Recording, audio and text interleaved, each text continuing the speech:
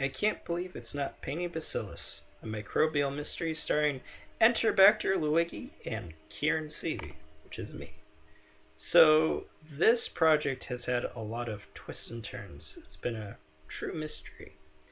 And the first twist and turn was just choosing the project itself. I initially was going to isolate bacteriophage from a wastewater sample, but it turns out that it's kind of hard to isolate bacteriophage. It involves a lot of amplification to collect DNA, and the whole thing is just generally a hassle to grow. So it wasn't going to work for this class, and instead, on Dr. L's suggestion, I decided to resurrect some samples from our freezer, specifically samples of Painting Bacillus napoleonovorans. This is a species that was discovered by Dr. L and her colleagues during her graduate work.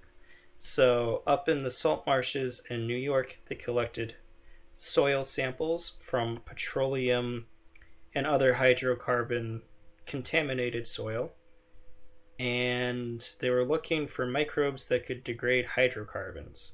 And in that, they discovered the new species at the time, Painting Bacillus napoleonovorans, which can actually degrade hydrocarbons, namely naphthalene.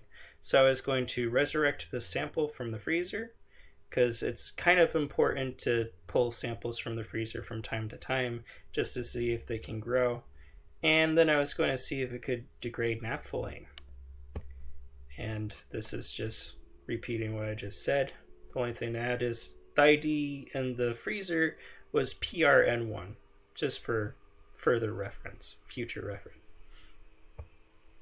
So after I collected the sample from the freezer, I grew it on just tryptic soy agar plates at 30 degrees Celsius in aerobic conditions.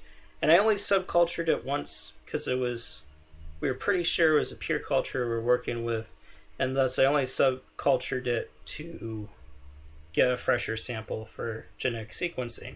But as you can see here, no Painting Bacillus. This is Enterbacter Ludwigii. So the question is, where did this Enterbacter Ludwigii come from?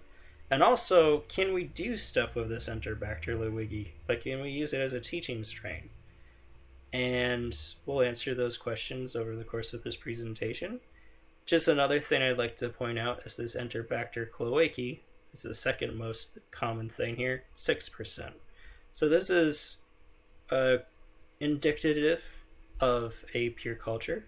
So we can see a lot of Enterbacter Ludwigii and not a whole lot of other stuff. There's like 0.005% viruses, like 0.02% eukaryota, even the other bacteria rather low. So, pretty pure culture of Enterbacter Ludwigii. What is Enterbacter Ludwigii, though? It's a gram-negative bacterium that's rod-shaped, and it's motile, and it's also capable of fermentation and metabolism, as is known of other Enterbacters. And Enterbacter Ludwigii is closely related to Enterbacter cloacae. They've actually formed complexes that are both similar and with one another.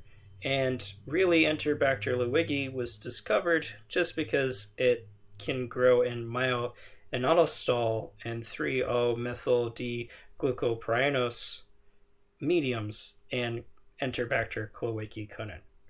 And the Enterbacters belong to the phylum Pseudomonadota, which is a phylum of gram-negative bacteria that includes Escherichia, Salmonella, and a lot of nitrogen-fixing bacteria. It's a rather huge phylum for gram-negative bacteria.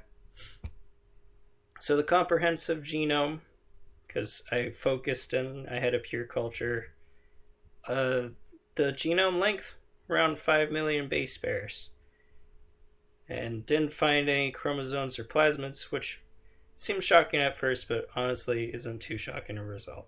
So we'll just move past that and focus on the phylogenetic tree. As we can see, two major things. Enterbacter Ludwigii is closely related to Enterbacter cloacae, And also, the Enterbacters are closely related to Escherichia coli. And that is a rather telling thing. And so, like we know about Escherichia coli, it's an important bacterium in our gut microbiota, and so are the Enterbacters. They're very similar. Well, I wouldn't say in function, but they live in a similar place. They are also in our gut microbiota. And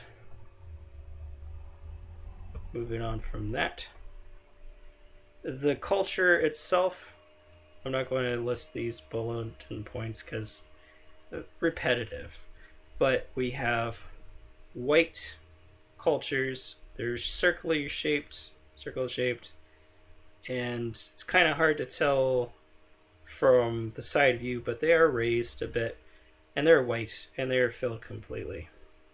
And the Gram stain is an interesting result because it's contradictory. So these are blue. I mean, they're kind of rod shaped, but they're blue dots clearly, which is indicative of a Gram positive, not a Gram negative. But what I'm thinking happened, well, let's look here. Phase microscopy. The Enterbacter Ludwigii is really small. So what I'm thinking happened is when I did the heat fix for doing the Gram stain, they just shrunk to a point that I couldn't really see them. So I was looking at like the other stuff that was in the sample, because while it wasn't a whole lot of other things in there, there's a little bit. And just real quick, the size around 1.95 micrometers cubed. So yeah, again, very tiny. So that's what I'm thinking happened, is that the heat fix just shrunk them to the point that I didn't see them in the Gram stain. So is Enterbacter Ludwigii safe? I did find 297 virulence factors doing the genomic sequencing, or genetic sequencing, and it is a potentially facultative pathogen. There's this paper by Wagner talking about it, but also, those two things considered, I do think it's safe. Because, for one, the paper was mentioning Enterbacter Ludwigii is not high on the list of what's noticed in infections. Like, this particular example involved a lot of Enterbacter Ludwigii entering a patient. And also, the virulence factors, as we know, there's a thin line between pathogen and non-pathogen. And in this case, some of the virulence factors that was listed was flagellar motor rotation protein, MOTA, which is, well, technically a flagellum is a virulence factor because it helps in colonization of a host. It also just allows the bacterium to be motile. So it's not condemning just to have it. The same with pyruvate formate lyase, which is interesting to me that it's considered a virulent factor because it's just a protein that helps increase the ATP yield during the fermentation process. So just to go into fermentation, I did do a quick experiment. Unfortunately, I couldn't repeat it because we only had enough culture or medium to do one set of the experiment once. So this is tryptic soy iron agar, which is a common medium for testing for fermentation. You can test for fermentation in both aerobic, which it would be in the slant, and anaerobic, which would be in the butt of the flask. And if it turns yellow, that means that fermentation occurred. So Bacillus magneterium looked positive to me in both aerobic and anaerobic conditions. But honestly, looking at it now, kind of a little red at the true bottom. And it should be negative in the anaerobic.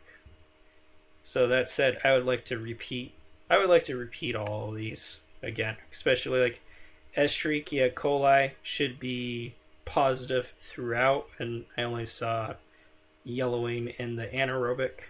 But Enterbacter Ludwigii is an expected result. So we can see here pretty much fermentation throughout, It's a little bit weird on the slant, but that was just due to improper inoculation. So where did the Enterbacter Ludwigii come from? Considering it's part of the normal gut microbiota, it is also found frequently in human-associated environments. I believe that it was found, or it contaminated the sample later on. So not that it was something in the soil sample to begin with, but rather it got into the sample due to improper handling, either initially putting it into the freezer or the spread plating process. And that said, what I would do next is I would go right back to the freezer. I'd find the PRN1 sample and then spread plate it again. See if I got Enterbacter Ludwigii again or not, because that would show if it was in the initial sample or if it was from the spread plating. So acknowledgements to the Hubbard Genome Center and Embry and King State for making this research possible. Citations. Thank you so much for listening to my presentation.